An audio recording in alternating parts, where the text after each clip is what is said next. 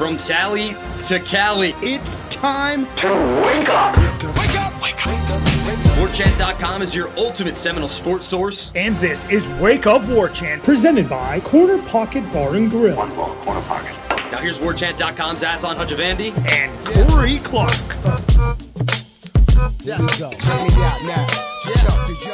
Wake up! What is up, everybody? It's Wake Up Warchant, presented by Corner Pocket Bar and Grill. Coming up on today's show, short practice, some observations from it.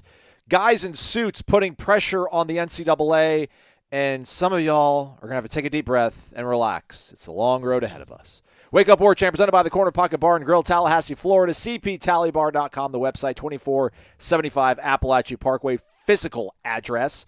Lunch special on Fridays, chicken strip basket, hand-breaded, served with a dipping sauce or toss in a sauce of your choosing. $8.99, comes with a side dish, straight fries or curly fries or onion rings or potato salad or coleslaw, broccoli, side salad, tater tots, or freshly cooked potato chips. That's $8.99 for the chicken tenders, chicken strips, and one of those side dishes. At the Corner Pocket Bar and Grill. Anything cool going on this? There's always something cool going on, Corey. I misspoke. Any live music going on at the CP this weekend that we know of?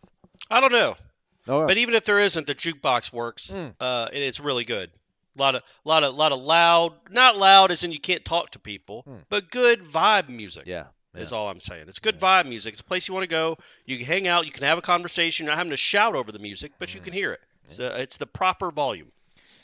And you can pick songs on your phone, right? It's one of those fancy jukeboxes, right? Like you don't actually go up to it and watch it, like pull the you can 45 download the out. app, and theoretically you could be in Washington State or Hawaii and play music on the Corner Pocket Jukebox. Oh, no kidding. Yeah. You don't have to be in the vicinity. It's just like I could do it when I'm in Atlanta. I can play music. I don't know. I feel like that might be information that might be problematic in the hands of the wrong people. Yeah, but I love our listeners. I know Right, nobody right. would ever do something, malicious. Amen. And just play like Right Said Fred over and over.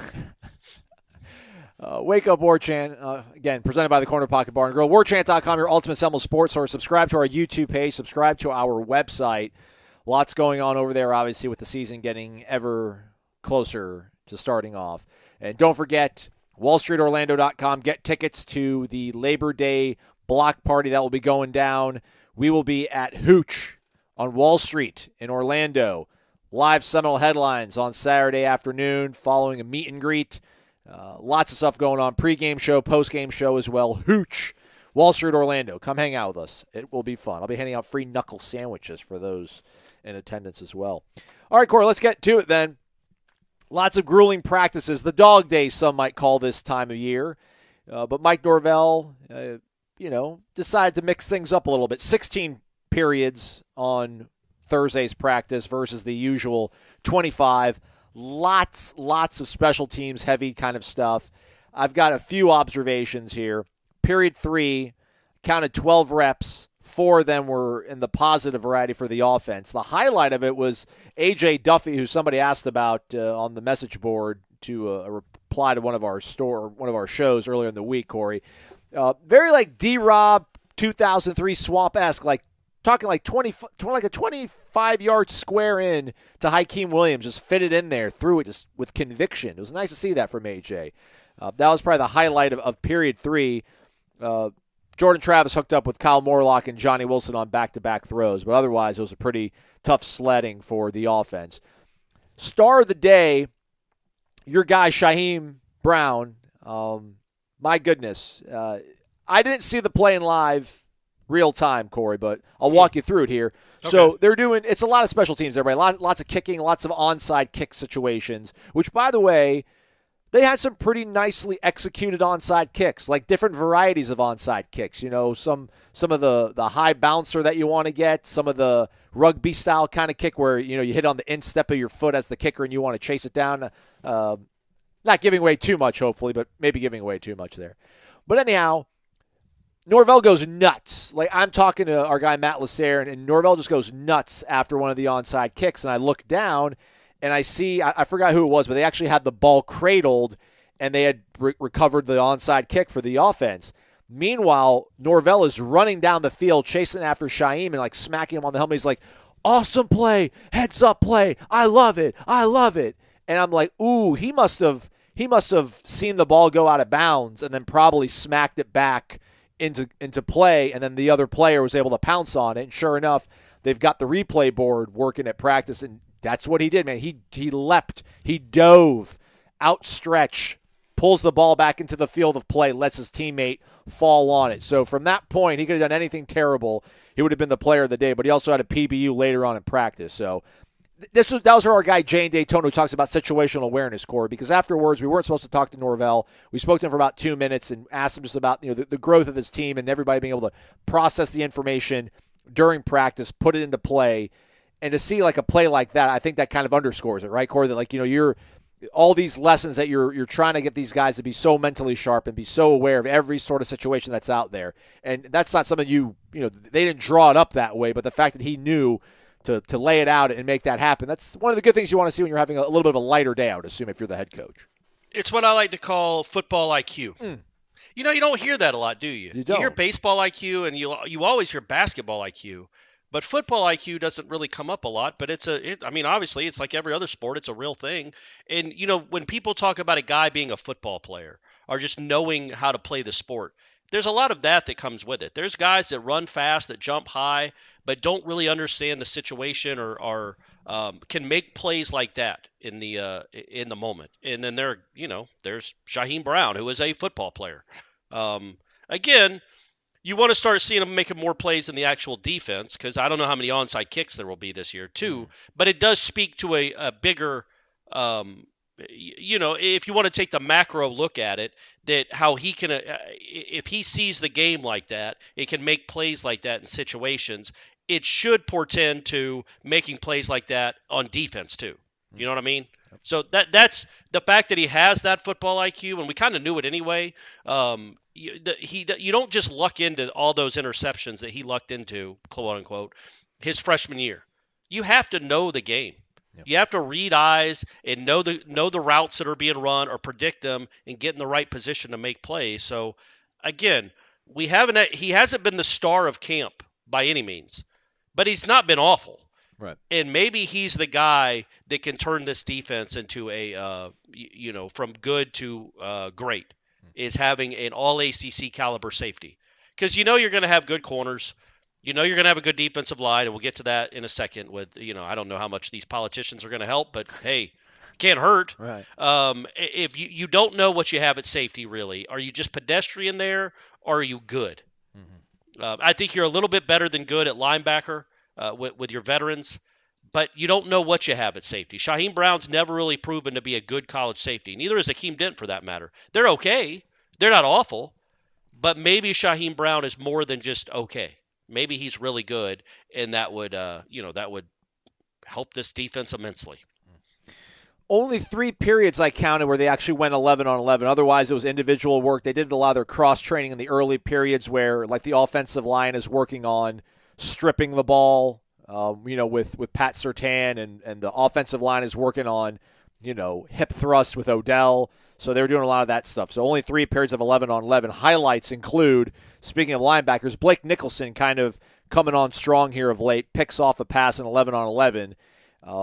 He's starting to pick it up. Like, when we heard Norvell talk about him in the preseason luncheon about, I really like the way he's out there running around, and then the first week or so, you're like, I don't know about that. Might be a little bit. He might be a redshirt candidate. Not saying that he won't, but he's been out there involved in a lot of plays. Very nice interception. Very nice set of hands on that catch and that nab. Meanwhile, Brock Glenn with a very nice completion. Very well designed play. Involved some eye candy, if you will, some motion, things of that nature, and well thrown screen pass to C.J. Campbell, who just absolutely gashed the defense for a big gain. And then with the same sequence with Brock Glenn, nice completion, a nice catch by Hakeem Williams, about 15 yards center cut of the field. So that was really cool to see. Otherwise, again, not a lot going on 11 on 11. Corey had that PBU by Shaheem, and then Braden Fisk doing what Braden Fisk does, pressuring the ball. And then on the last play of the practice, defense strikes. Very nice interception by Christian Smoke White. So it was not a lot going on, but more than that went on, I assure you of it, and you can check it out on warchant.com. Tom Lang's got full observations from the 16-period practice. Well, so and it's usually, what is it usually as on 25? 25, yeah. Yeah, so that's, for the people that don't know, each period is 5 minutes. So that was a practice that was 45 minutes less than normal. And people might be wondering, why exactly would you do that with the LSU game, speeding down the tracks towards you? Well, it's almost, I guess it's like literally the middle of camp. Yeah. Like this was their 13th practice out of 25, something 12, like that? 12. Well, so they got 20 practices, and I know Norvell's counting as a preseason, but I don't, but he's the coach, so he knows what he's talking about. But they got 20 of these, and then there's 5. They're going to practice 5 times for game week. Okay. So that's 25 practices before the LSU game. Right, correct. And that this was was practice 12? Yeah. Yeah, so that's right in the middle, almost. You can't be right in the middle of 25 guys. We know how fractions work, but it's as close as you can be. Right. 13, you're over 50%. Yeah. So this would be the perfect time, and it's done for a reason. And I don't want people to think, oh man, they must be really banged up. They had to shorten their practice to 16 periods. I can promise you, this was how it was designed from the beginning. This was how Norvell designed his practice from July or June, whenever he came up with his schedule of how we're going to do it, when we're going to go to UNF, all that stuff, the scrimmages. That this was the middle of the middle of preseason camp, the middle of these practices is where you want to have a lighter one. And they go back today, Thursday. They practice. What do they practice?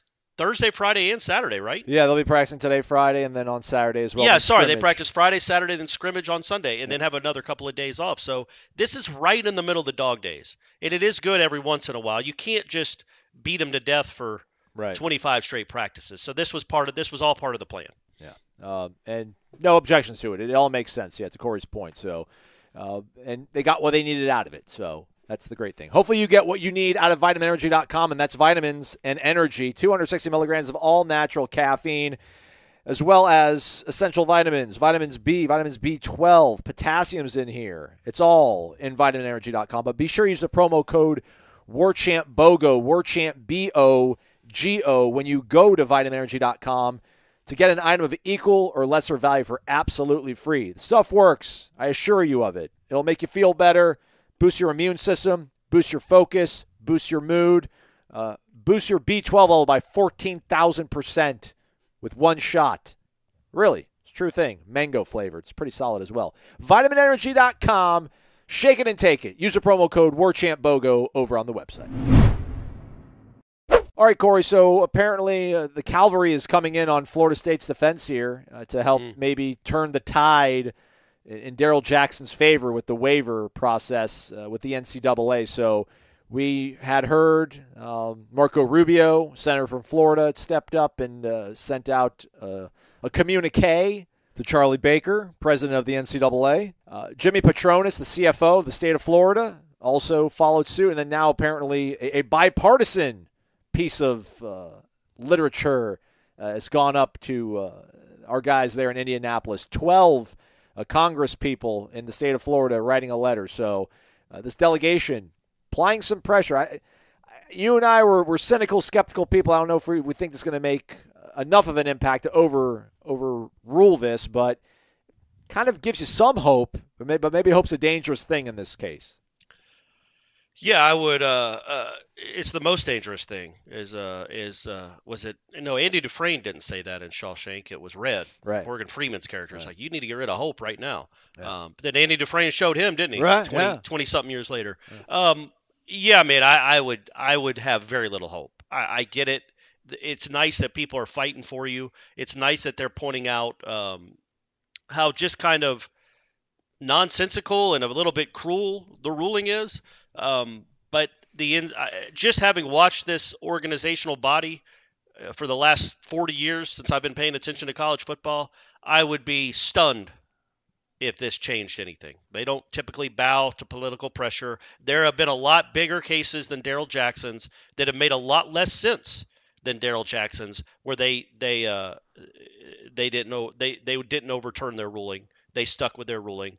And I don't think this will make one bit of difference. I hope I'm wrong, but I would caution everyone to not get hopeful. I just don't. They're used to criticism, and they don't usually acquiesce ever. So sadly, they don't. But unless there's a legal fight, just the court of public opinion, the NCAA's never seemingly cared about that. Yeah. So I don't know why they would start now. Well, the good news for you folks, silver lining possibly, is there was video evidence of Jared Verse out at practice on Thursday, so y'all can chill out there that we're concerned about that, but we told you not to be concerned about it. We did get to speak to Odell Haggins after practice. Just what an absolute joy, what an absolute delight. Was filming him running his guys through drills, and it was like the last period that we were allowed to film, Corey, and I had to cut out the audio so I'm filming him, and Odell gets what you would think is upset with one of his charges. He tells the kid, shut up, listen, twice. And it's like, all right. So at this point, I can feel the lasery stare of the sports information staff on my shoulders behind me, kind of telling me, like, you better not air that part. So I stop, but I should have kept rolling because Odell's like, don't tell me what you can't do because I know what you can do. I know what you're capable of. Listen to me. So he coached his guy up, and he absolutely crushes the next rep, which wasn't caught on video. But Odell out there, an absolute treasure to this program, sized up a lot of the guys on the defensive line, gave us, talked about just the work ethic that Braden Fisk has, talks about Joshua Farmer, his football IQ. So, Corey, football IQ twice in one day. We're trying to create change here on this program. Right. We're just talking about, he's not only gotten bigger, but he's maintained his quickness and his agility, but he's just showing an enhanced sort of level of football IQ. And I like what he had to say about Patrick Payne. I asked him this because I noticed during the drills, and listen, like Odell is the interior defensive line coach. He handles tackles by and large. But there are certain periods of the day where he'll get the whole defensive line, and on this occasion it's the sled, it's hip, hands, and feet. He's yelling at them the whole time. And I mean, the entire time, he is just like, he's almost admiring just how well Patrick Payne is going through these drills. And he says that Patrick Payne's probably one of the smartest guys that they've had, that he's been able to be around coaching here in a long while that we've had in Tallahassee. So he's a guy that I feel like, we're kind of maybe taking for granted, and it's my fault. I should have popped the question up on the screen during the live show the other day, Corey. But somebody was asking us, what is the ceiling for Patrick, and are we almost maybe taking it for granted because we do keep talking about Verse and with good reason because Odell said as much too, but we also are also focusing on Braden's newness to the program as well. Patrick Payne's a guy that certainly is in the mix to be an impact for this team this year. You would think, right? Yeah, I mean, and he could be we were just talking about Shaheem Brown and what he could mean to the defense. Well, look, Patrick Payton was the ACC Freshman of the Year, Defensive Freshman of the Year, which is great. But, I mean, he had 4.5 sacks. It wasn't like he came in and dominated. He still has so much room to grow.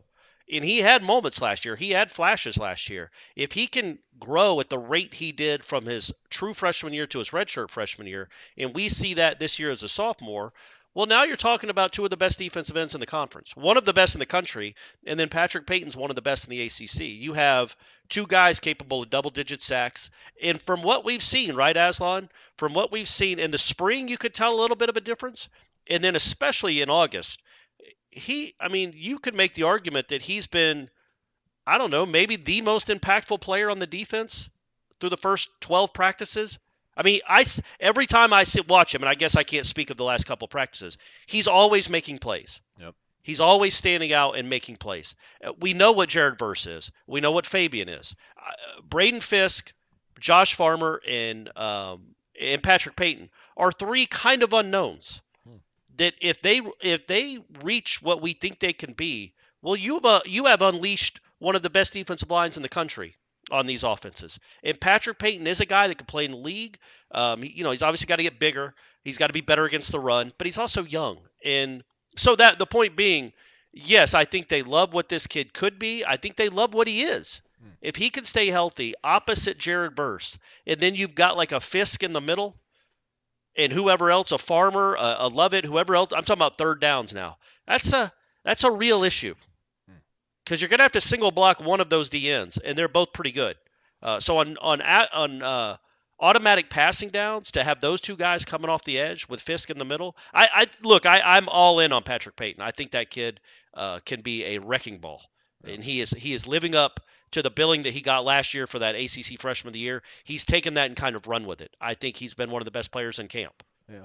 I mean, Odell was talking about it. I mean, just to underscore that, Odell was talking about the fact that he came in here so light, Patrick, that like he wasn't able to really play football the way you need to play football. But now the fact that he has added on this size, you're seeing him play with power. So like he had that kind of finesse part, which I think John Papucha said that during the preseason luncheon when we spoke to him as well, where he's talking obviously about just Jared's overall freakish ability, but he's like Patrick's like a technician. Like Patrick's got finesse to his game, and now that he's got the size to go along with it, it's going to be really exciting to see what he's all about. Plus, I know depth's a concern because people keep asking us about Fabian and things like that. But when I asked Odell, I'm like, I know you guys always want to be at 5, ideally, but how do you feel you're coming along there? And he's like, you said 5, but he's like, we'd love to be at 6 or 7. He's like, I think we've got 6 or 7 guys that we're working there right now. And we feel really good about where we're going right now. Now I don't know if he trusts 7 guys right now, right. Week 1, but he was kind of talking about over the course of a season through 12 weeks. Yeah. Because if you can have 6 guys, you can kind of, lean on it at certain times. Like you're in really good shape, and he feels like they're in that sort of spot. So, which that kind of caught me by surprise. I thought maybe he'd lament a little bit of losing Darrell and just never being happy and never being content with what you have in terms of numbers at that position. But maybe when you think about Lions and you think about Malcolm Ray, guys that we don't talk about enough. Granted, maybe not going to impact and change the LSU game, but maybe they're good enough to hold down the fort in some of the other games, like some of the Boston College game, Wake Forest game. Maybe they can come in, get you off the field on a 3rd down, and that's all you really need from a guy who's your 6th guy off the bench when it comes to playing on the inside. Wouldn't you think, Corey? Yeah, and also I keep eyeballing that game against Pitt. It's 9 games into the season. It's going to be cold weather against a physical team that's going to want to run it down your throat. You're going to be banged up because it's the natural course of a football season. And that's when a guy like maybe Tafasi, 2 months into his redshirt freshman year, or Daniel Lyons, 2 months into his redshirt freshman year, have proven that they can handle 4 drives, 15 plays, 20 plays, and give those other guys more of a break, more of a rest, so that you can be fresh in the 4th quarter if Pittsburgh's trying to run it down your throat or trying to kill the game, run out the clock. You'll have your big dogs in there when it matters to put the game away or get back, whatever the case may be. You're going to need those guys at some point. You're just going to need them. Did he get asked about Tafasi at all? No. Oh, all right. Well, that's next time. Next year. When we get next year. And then obviously you asked Norvell about the miles per hour.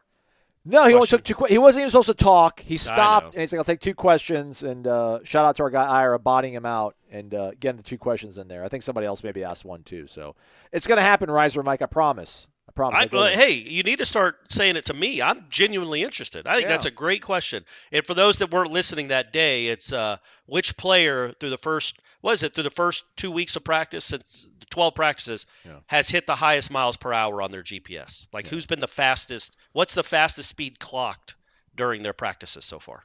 See, not to go too behind the sports media here, but I need to kind of wait for one of those awkward silence moments where no one else has a question and he's already been asked 3 or 4 questions for me to then pose this question. I'm going to ask on Saturday. All right. If we get them on, do we get them today and Saturday? Yes, I think so. Yeah. So I'll let people do normal questions on Friday since we didn't get them. You didn't really get them on Thursday. People are going to have more questions to ask for stories and everything, podcasts or whatever else they're doing.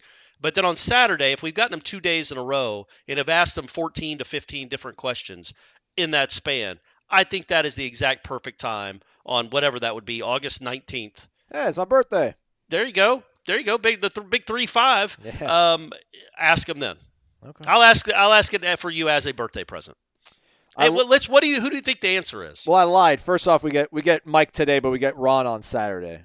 Then we're gonna have to do it. We're gonna have to do it today. Okay. I'll do it. I'll even do it walking off the field. It won't even be for the because I've done that a few times. I did it asking when are they going to go full pads. I've done it in other areas for just nonsensical questions like that. So I could just ask them off the field if you're worried about. Yeah, I kind of want to do it now off the field, so other people don't know and we can write about it ourselves. Keep it for the podcast. Exclusive. Yeah, absolutely. Exclusive. The cool thing is he probably can cite to us who it was, and then we'll probably even know what play it was. I think it might either be Sam Singleton or Trey Benson. Yeah. Those two guys have had like runs where you're like, holy smokes. Where, I mean, not the entire way, but we're talking top speed, not, most sustained speed over the course of when we're talking about like hitting peak speed. I think I'll go Sam Singleton. Final answer. I think I'm going to go I was going to say Vandrevius or Destin on a ball that's over their heads that they're trying to race they're trying to run under. Okay. Like they're at top speed trying to run under one that's been thrown over their heads. But yeah, I think Sam Singleton on that one play in particular, that I think it was a screen pass. I can't remember exactly what it was, where he went 50, maybe it was a run. But he went like 50-something yards, and it just he turned the corner. The guy had the angle, and then it's like, oh, no, you don't. I'm faster than you. You're right. That's probably the answer. Do you think he'll tell us, though? Like, do you think he'll give us a affirmative one-person answer? Or they'll be like, man, we've had so many, Trey's had some really high marks, Greedy's, like I think it's got to be asked, like, what was the highest miles per hour reading you guys have had on the GPS, and who was it? See, I'm going to be like, hey, Lee, we've got a question for the people. Riser Mike, our subscriber, wants to know who had the fastest peak speed in practice so far this preseason. And I'm hoping that way he'll be like, all right, well, you're asking for the fastest. Yeah. Not one of the fastest, but the fastest. Yeah. So we'll try to get it done for you, Riser Mike, I promise. Bet anything, anytime, anywhere over at mybookie.ag. Be sure to use the promo code WARCHANT for an instant cash deposit bonus. You know where I lie when it comes to being over at MyBookie. That's on the college future market right now. Jordan Travis plus 1325 to win the Heisman. What happens again if they go 4-0 this month of September? What if they beat LSU? That probably goes to like plus 300? They'll be giving you money to opt out early. How about this? You can bet anything in the NFL pretty much as well. You can straight forecast, how teams are going to finish in each division. Everyone keeps talking about the Detroit Lions. And gosh, I hope they're right. I'd love to see the Lions do well. But what if the Packers, what if they like their quarterback? What if they're like, all right, we're okay letting a Hall of Famer walk because we think this guy is going to be pretty good as long as we let him breathe and have some room to maneuver and grow? What if the Packers are okay? What if the Packers are so okay they actually end up winning that division and the Lions finish second? Well, you could do that. You could pick the Lions to win and the Packers to finish second at plus 600. That's appealing. That's very appealing. Or you can bet for the Packers to finish first and for the Lions to finish second. That's plus 850. There's all sorts of combinations for all sorts of divisions in the NFL. All over at mybookie.ag. Use the promo code WARCHANT for your instant cash deposit bonus. Bet anything, anytime, anywhere at mybookie.ag. All right, last thing on the way out here, Corey. Everybody, come on. We're all in this together. We all need to relax. It's going to be a long road. We're going to get out of here. We're going to find greener pastures. But this happened the other day. We didn't mention it on the live show. I saw the headline. And I didn't see the full headline, but I'm like, it was political, I felt like, because it said Condoleezza Rice and George W. Bush have ... And I'm like, well, why would that have anything to do with me hosting a Florida State podcast? But Condoleezza Rice, former Secretary of State, maybe? I don't know. What? Yes. Was she Secretary of State? Yeah. And George W. Bush, former President of the United States. Once the president, always the president, maybe. And Condoleezza Rice, I'm pretty sure, went to Stanford. Correct. Was like the provost at Stanford. She has a long line of being involved with Stanford. And George W. Bush went to SMU, apparently, I guess, according to this tweet. But anyhow, they contacted the ACC to lobby on behalf of their alma mater. And everybody lost their mind and said how, this just shows how horrible this conference is. Where it's like they weren't soliciting referrals, from people in the community, from people in esteemed corners of the world. Like, so many people upset the ACC. It's like, hey man, they called the ACC. And again, I'm not trying to defend the ACC, but when we're going to start slinging arrows, everybody, we're starting to develop a reputation as being these renegade wild savages on social media, just shooting and spraying bullets everywhere, and everyone can catch a stray. Let's just dial in on our criticisms and not just immediately see red when we see the letters ACC. That's all I'm asking. Public service announcement. Yeah, what you worry about, though, is it going to make a difference? Like now, apparently, there's more traction coming in that it might happen that Stanford and Cal might end up, and SMU might end up in the ACC. I mean, we'll see. I think Andrew Carter, who has become one of the persona non gratas of North Carolina media here in the last few weeks, had a really good has he point. turned? He's turned? Well, no, I retweeted him because he's like, what the question about, it's great that Condoleezza and George Bush, went and asked on behalf of Stanford and Cal to join the ACC, but they don't add anything financial at all. Right. What they should be doing is going to ESPN and asking for ESPN to give these conferences more money so they can afford to bring in Stanford and Cal. Or And for I was Notre like, Dame to join full time as well. That too. That's a good point. If you really care about Stanford and Cal, go to the network that controls everything and say, figure out a way for them to get into a conference which makes everybody feel good about it, and they're not taking money from other people. That seems like that would be a natural. And again, I have a hard time feeling sorry for Stanford. Their endowment is more than the GDP of most countries. All their athletes are incredibly wealthy, entitled kids. Not necessarily the football team, but let's go look at that rowing and fencing team, shall we, folks? Nobody feels sorry that they don't have a conference to compete in. I don't anyway. I just don't. Especially with the Lori Loughlin and what's her name, the actresses that got their kids into school under false pretenses. So no, I don't feel sorry for Stanford and Cal, and they would add absolutely nothing to this conference from a financial standpoint, and that's kind of all that matters these days, sadly. But it is. I'm not trying to be rude. They're great institutions, but they don't add anything right now in 2023 that matters, which is sad, but that's the reality of the college football, college athletics landscape. Would you let Brady go to Stanford? Are you kidding? Of course. It's a great school. Okay. Now, yes, I would. I've been there. It's a beautiful campus. Ooh, all right. Look, understand, there's no way. Brady couldn't even get into Sanford right now, much less Stanford. Stop it. Brady, I love you. Brady, your dad loves you. He believes in you. So that's a bridge we will not have to cross. But still, yes, absolutely, I'd let him go to Stanford. That'd be a great accomplishment to be able to be accepted there. Conspiracy theory. Florida State calls up George W. Bush and Condoleezza Rice and asks whoever, Cal, Marshawn Lynch, Aaron Rodgers, give us $20 million. We'll vote for you to get in here, and that helps defray the exit fee. Short-term investment, $20 million. That gets you in this conference. It sets you up for however many years you need to be in this conference. It's a short-term investment. You can buy our vote. We'll bring you in, and then we'll just use the cash to get us out of here. I don't know. Probably doesn't work because I don't know if the GOR still maybe stands. But yeah. But I like that you're looking for ideas, man. You're an ideas man. You're an ideas man. They're not all great, but you're an ideas man. Like Thomas Edison, I bet had his garage was just filled with nonsense.